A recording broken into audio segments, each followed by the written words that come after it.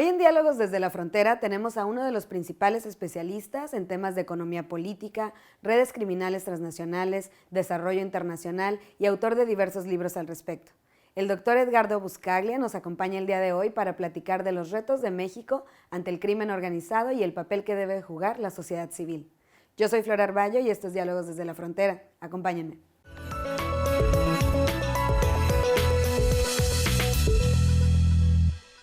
Bienvenidos a Diálogos desde la Frontera. Hoy tenemos el placer de recibir a un invitado muy especial, el doctor Edgardo Buscaglia.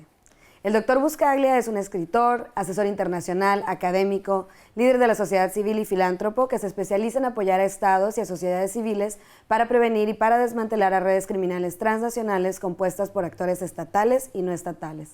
Actualmente se desempeña como académico investigador senior en Derecho y Economía en la Universidad de Columbia en Nueva York y como director del International Law and Economic Development Center. Es autor de diversas publicaciones, entre ellas Vacíos de Poder en México y Lavado de Dinero y Corrupción Política, calificado por muchos especialistas como un imperioso análisis sobre el crimen organizado y sus vínculos con la corrupción política. Bienvenido, doctor Buscaglia, muchas gracias por darnos esta entrevista. Estar con ustedes, gracias por la invitación. Doctor, pues quisiera hablar sobre los retos que representa el crimen organizado, precisamente el tema de estos libros que acabo de mencionar, para la democracia mexicana. ¿Cuáles son los retos que se plantean? La delincuencia organizada es un fenómeno transnacional, o sea que lo tenemos en todos los países del mundo, pero en algunos países le causa mayor daño que en otros países. En los países con instituciones débiles, políticamente débiles, porque se encuentran en un estado de transición hacia una democracia, que es el caso de México, el caso de Nigeria, Pakistán. Normalmente la delincuencia organizada tiene un impacto nocivo, muy dañino en la vida social, en la vida política y en la vida económica. Debido al hecho de que las instituciones de los países en transición hacia una democracia, por definición, son instituciones adolescentes, están en un proceso de desarrollo y la delincuencia organizada se beneficia de esos vacíos de Estado. Por ejemplo, normalmente en los países con transiciones hacia una democracia, el proceso electoral adolece de vicios de fraude, financiamiento ilegal de campañas, listas de candidaturas elegidas a dedo o por tómbola. Y la delincuencia organizada le encanta ese ambiente, porque colocan a sus candidatos y los disfrazan de políticos. Entonces, en los países donde normalmente tú tienes listas electorales sujetas al voto popular, como Alemania, donde tú tienes auditorías de las candidaturas, auditorías de los partidos, es más difícil para la delincuencia organizada penetrar ese sistema, porque le descubren el dinero sucio enseguida. Pero en los países donde no hay estas instituciones de monitoreo, de auditoría, la delincuencia organizada te captura la política con más facilidad. México no está sola, tenemos a Guatemala, pero tenemos a países enormes como India. A India se la considera una democracia desarrollada, pero no tanto, dependiendo del Estado. Ahí tenemos un concierto de experiencias internacionales que nos dicen no solo que México no está sola, sino que además que hay soluciones a esos problemas. Hay países que han aplicado soluciones para contener a la delincuencia organizada, reducirla y acotarlo a los delitos de menor impacto social, como por ejemplo el juego ilegal, yo decía en una conferencia, y no en los delitos de mayor impacto social, que es la compraventa de seres humanos, los cuerpos colgados de puentes, los crímenes como Ayotzinapa. Entonces tratamos de que la delincuencia organizada se acote a través de un Estado más fuerte y de una sociedad más fuerte, que no se deje penetrar. Una sociedad civil mexicana, como toda sociedad civil adolescente, que no ha vivido en democracia, sufre de mucha infiltración de la delincuencia organizada, de mucha corrupción de sociedad civil, donde tenés a muchos ONGs en nómina de los gobiernos, que terminan no siendo sociedad civil, y tenés a mucha sociedad civil atomizada y aterrorizada por amenazas. Entonces, una sociedad civil adolescente que todavía no tiene los anticuerpos sociales como para salir, como en Brasil, a paralizarte a Sao Paulo, te paralizan a Río de Janeiro, no le dejan al gobierno implementar medidas. Acá la sociedad civil está en conferencitas, hoteles 5 estrellas, escribiendo reportecitos, encuestitas, pero no la ves operativamente causándole dolor a los gobiernos corrompidos con muchas casas blancas. Entonces, eso es un tema que México se tiene que enfrentar, que es no solamente su corrupción pública, del sector público, sino también su corrupción de sociedad civil, que también le ayuda a la delincuencia organizada a expandirse en el sector privado. Los tres trípode, los tres pilares de la delincuencia organizada con los cuales se sostienen y se agrandan y se hacen poderosas son el político, ¿no? A través de campañas electorales, financiamiento, deuda pública, compran deuda pública, contrataciones públicas. La delincuencia organizada se mete a hacer caminos. En Italia, en los años 90, el 25% de los ingresos de la mafia, el 25% de los ingresos eran contrataciones públicas, imagínate. O sea, contratos con el Estado. Acá en México sucede lo mismo, pero no hay ni un solo caso en donde se haya desmantelado un vínculo entre deuda pública, contrataciones públicas y delincuencia organizada. En México tenemos muchas instituciones por instalar hacia futuro, hay mucho trabajo por delante, pero la buena noticia es que sabemos qué hay que hacer. Pero para hacerlo tenemos que romper con el pacto político de impunidad mafiosa que sufre México. Entre paréntesis, que es un pacto político de impunidad mafiosa confeso al aire por gente como Carlos Navarrete, que lo dijo al aire con Carmen Aristegui, o sea, no es una teoría. Entonces hay mucho trabajo por delante, pero sabemos que hay que hacer. México tiene muchas experiencias positivas de otros países que puede tomar como guía, no para copiarlas, sino para tenerlas en cuenta para desarrollar sus propios anticuerpos. ¿En qué sentido en este debate y en esta arena que está presentando entra el tema de la desigualdad? Porque algunos especialistas hablan de que precisamente la cohesión social no es posible en México debido a la enorme desigualdad que existe entre los mexicanos, que las realidades de una frontera como Tijuana no tienen nada que ver con las realidades de Guerrero, de Chiapas. Entonces tampoco hay, o sea, ¿hasta qué parte es también responsabilidad de nosotros como sociedad el romper esas brechas de desigualdad? Es un tema interesantísimo y profundo el que plantea, muy inteligente el planteamiento, porque la delincuencia organizada se fortalece a través de la desigualdad. No se olvide que la delincuencia organizada necesita un ejército de mano de obra, de jóvenes, ¿no? Que le actúan de obreros en todos sus mercados criminales, no solo drogas. Drogas es uno de los 23 mercados criminales que ellos actúan. Necesitan mucha informalidad, o sea, muchas mujeres, hombres, jóvenes que no tienen alternativas de vida, que están divorciados de los beneficios sociales, pensiones, seguros de salud. La delincuencia organizada goza de ese sistema de informalidad. Y México, lamentablemente, es uno de los países de Latinoamérica con mayor informalidad. Latinoamérica en general ha fracasado en su capacidad de disminuir la informalidad y de atraer a esas cientos de miles de mujeres y hombres hacia la vida formal, pequeños empresarios que generen tecnologías. Esa es la verdadera revolución económica hacia adelante de México, incorporar esas millones de mexicanas y mexicanos en la informalidad e incorporarlos a la vida formal a través de tecnologías, capacitaciones. Ese debería ser un capítulo del Tratado de Libre Comercio con Trump y con los canadienses. Ese debe una condición, un capitulado dirigido a la inversión social en reducir la informalidad para incorporar esas millones de personas mexicanas y mexicanos que hoy están divorciados de todo tipo de producción formal. No solamente no pagan impuestos, sino no tienen acceso a instituciones, no tienen acceso a crédito. La delincuencia organizada se transforma en el proveedor de esa informalidad.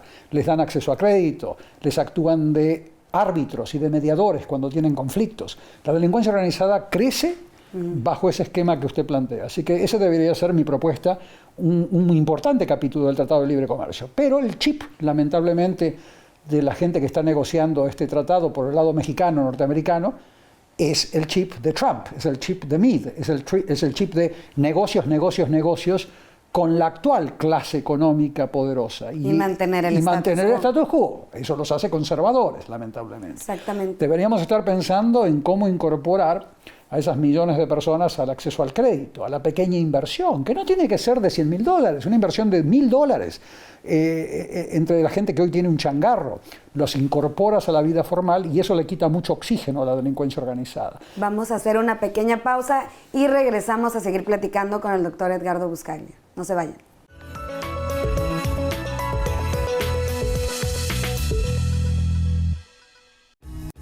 ¿Te gusta lo que ves? Títulos como este y muchos más los puedes encontrar en nuestro canal de YouTube.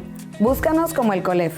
Contamos con una lista de reproducción del programa Diálogos desde la Frontera, donde se encuentran disponibles todos los títulos del programa. Y si te gusta el contenido, compártelo en tus redes.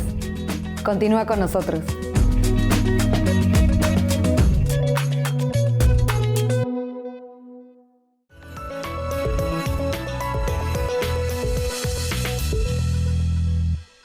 Bienvenidos de regreso a Diálogos desde la Frontera. Estamos platicando con el doctor Edgardo Buscaglia. Doctor, quisiera retomar un poco lo que acabábamos de platicar. Definitivamente creo que queda claro, como nos ha expresado, que hay una gran problemática, hay también una falta de voluntad política, hay un sistema que no está funcionando, bueno, funciona para algunos, pero de repente podemos pensar en que se tendría que pensar en otro modelo de gestión. Y para ello, ¿qué implicaciones tendría poder aplicarlo realmente? De repente vemos como esta desconexión entre el discurso político, entre las políticas de seguridad, entre las políticas de sociales, entre el acceso que tenemos los ciudadanos también a las instituciones, y pareciera que son mundos diferentes, que el acceso también a la justicia no es para todas las personas, que el acceso a los medios también, de la formalidad del empleo, de los beneficios que uno puede tener, no son accesibles para la mayoría de los mexicanos. Entonces, como que pareciera abrumador este panorama en el que es un monstruo tan grande que no vemos posibilidades de cómo incidir a los ciudadanos de a pie, por así decirlo. Está muy bien la pregunta. Es un problema enorme, porque lo que usted plantea es un problema de acceso a derechos humanos tangibles, desde el acceso al agua, que es un derecho humano, el acceso al agua, acceso a la justicia, acceso a la educación. Entonces, los que estamos en este tema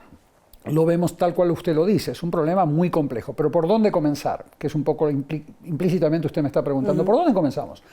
Los países que han comenzado a salir de estos infiernazos que vive México, de una enorme corrupción política, de un ambiente conservador, de no querer cambiar el status quo, porque todos, el PRD, Morena, ganan mucho con el status quo, con esta situación.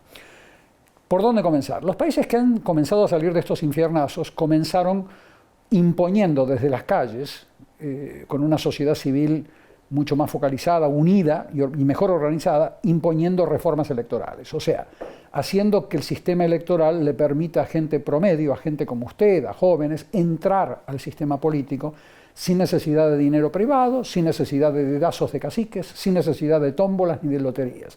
Entrar por el simple voto popular en cada distrito electoral. Entrar a las candidaturas en las listas a través de un voto popular interno, con auditorías de los dineros que entran a las campañas y a los partidos. Eso lo tiene que definir como requisito legal un nuevo derecho electoral, una reforma del derecho electoral que hoy ni se plantea como necesidad. En la medida que tú sigas teniendo un derecho electoral que son reglas, ¿no?, que le permiten a mafiosos llegar al poder, o a idiotas útiles de mafiosos llegar al poder, y permanecer en él sin ningún tipo de desafío popular, vas a seguir teniendo los mismos personajes, los Monreales, los Manlio Fabios, los Anayas, las Barrales, vas a seguir teniendo a los mismos, con diferentes nombres, pero del mismo tipo. Y no vas a esperar que ese tipo de gente te genere reformas antimafia, ¿no? Tenés que cambiar el chip, y para cambiar el chip necesitas sangre nueva llegando al poder. Eso lo ha hecho Colombia, lo ha hecho Italia, lo ha hecho Rumania. Impusieron las reformas electorales desde las calles a través de boicots y paros, cosa que la sociedad civil mexicana no está acostumbrada a eso, por su propia historia, ¿no?, de convivencia con un partido único de Estado por tantos años.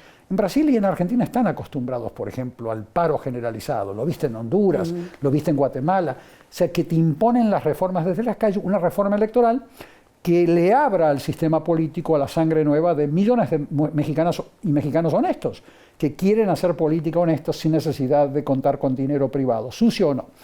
Y ahí, a partir de ahí, vas a esperar de que estas reformas sobre las cuales yo me refiero, las reformas judiciales, las reformas que permitan investigaciones patrimoniales con dientes, ¿no?, a los políticos, a las empresas, ahí vas a empezar a ver que estas reformas van a ser realmente aplicadas. Pero si comienzas con las reformas judiciales sin primero asegurarte de que las mayorías en los congresos no sean mafiosos e idiotas útiles de mafiosos como lo son hoy, si comienzas por las reformas judiciales y no por la reforma electoral, estás colocando la carreta delante del caballo. Nunca vas a poder cambiar la situación de acceso a la justicia, de acceso al agua, que es un temazo en Baja California. Nunca la vas a cambiar. O sea, los gobernadores te van a seguir privatizando el agua, dándoselas a empresas corruptas que le contribuyen a su campaña. Entonces, vamos a seguir en la misma danza con diferentes apellidos. Tenemos que asegurarnos de que la reforma electoral permita tres cosas fundamentales. Exigir que la pertenencia a una lista electoral sea basada en el voto popular auditado socialmente y auditado a través del INE con FEPADE. Dos auditorías separadas, sociedades. Segundo, tenés que asegurarse de que las auditorías sean realizadas por redes sociales a través de una ley de participación ciudadana que le dé atribuciones a la sociedad a auditar a los candidatos y a los partidos, cosa que hoy los partidos ni se dejan auditar. Entra dinero sucio, sale dinero, nadie sabe hacia dónde va el dinero, hacia dónde viene el dinero. Esto es fundamental. Y tercero, asegurarte de que dentro de ese esquema de mayor apertura del sistema político haya una cuota para mujeres, para grupos étnicos, como hacen los países civilizados europeos, donde un 50% de las candidaturas deben pertenecer a mujeres, auditando el origen de los fondos. Todas estas reformas electorales que yo planteo han reducido la delincuencia organizada en la política, que es la que a mí me interesa. Porque la delincuencia organizada más organizada de México es la política. No es el Chapo Guzmán, es la política. Entonces, por ahí tenemos que comenzar y a partir de ahí, con nueva sangre en los congresos, con nueva sangre, que lleguen gente como ustedes, jóvenes que lleguen a los congresos, vas a poder plantear y aprobar reformas con dientes, que es lo que no ocurre hoy. Y te doy un ejemplo. La ley de extinción de dominio es una ley que le permite al Estado quitarle el dominio a personas, el dominio en patrimonios, casas, carros, a personas que no puedan justificar el origen legal de esos patrimonios. Que en teoría se supone se aplica. En teoría se aprobó la ley y en teoría se aplicaría. Pero fíjate lo que dice esa ley. De las 10 causales de extinción de dominio que tiene Colombia, que tiene Alemania, que tiene Estados Unidos, en México, en el Congreso mexicano, le quitaron 8.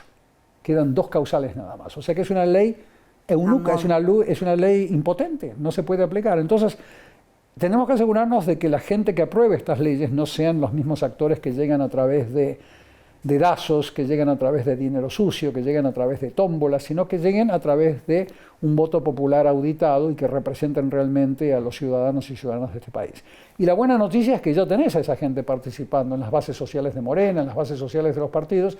Hay que asegurarse de que puedan llegar a las listas. Puedan escalar. Para que no sean los Ebrards que llegan, que no sean los Monreales los que llegan, que no sean los Moctezumas los que lleguen las personas a través de un proceso de selección popular auditada, cosa que se hace hoy en Argentina, se hace hoy en Brasil y en México lamentablemente estamos décadas atrasados en ese sistema. Muchas gracias, doctor.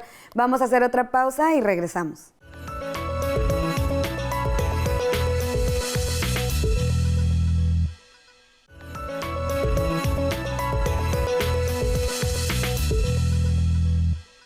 Bienvenidos de regreso a Diálogos desde la Frontera.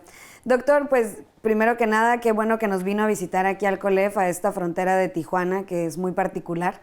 Y bueno, en ese contexto también y de la frontera, y pensando en la frontera y la posición geográfica de México con un vecino como Estados Unidos, ¿qué papel cree que deba jugar Estados Unidos en fortalecer democracias como la mexicana? ¿Tienen un interés en hacerlo?